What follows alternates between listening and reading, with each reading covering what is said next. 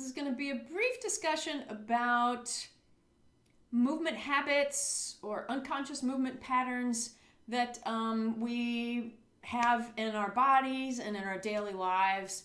I'm just going to go through a few examples.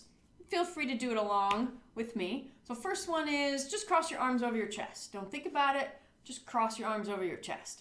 And then notice that there's a way that you did that and you didn't think about it.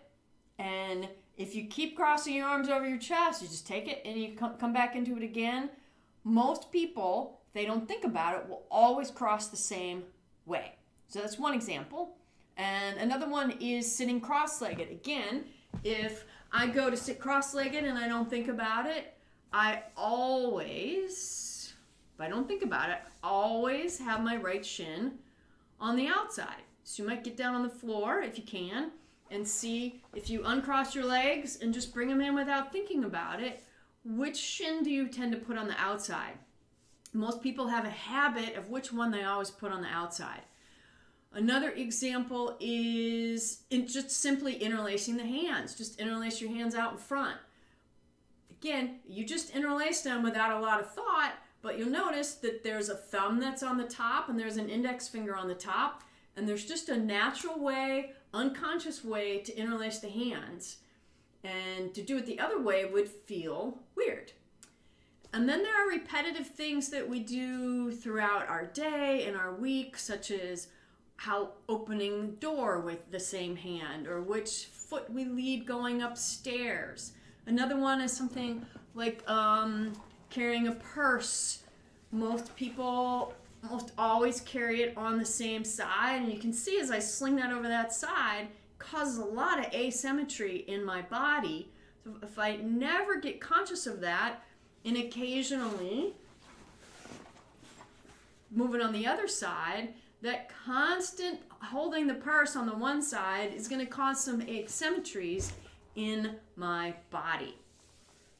Which foot you put in your pant legs first, and just all those little things we're doing all day long with our dominant hand mostly.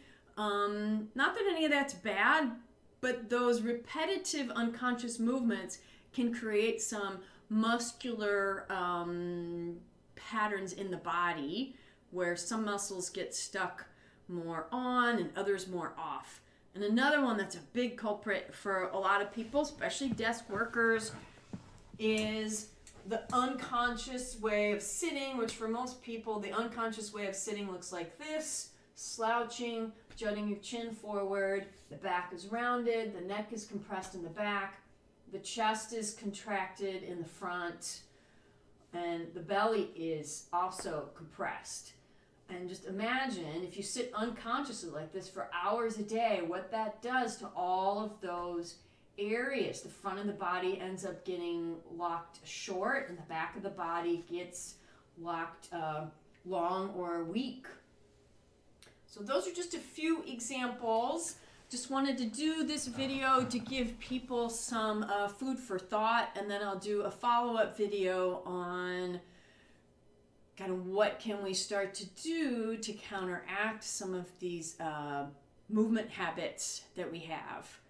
So your homework is to become more aware in the next few days or a week or so of what some of those repetitive habits are, with how you carry your purse, or how you interlace your hands, or how you cross your arms, or how you're sitting or standing, or anything else.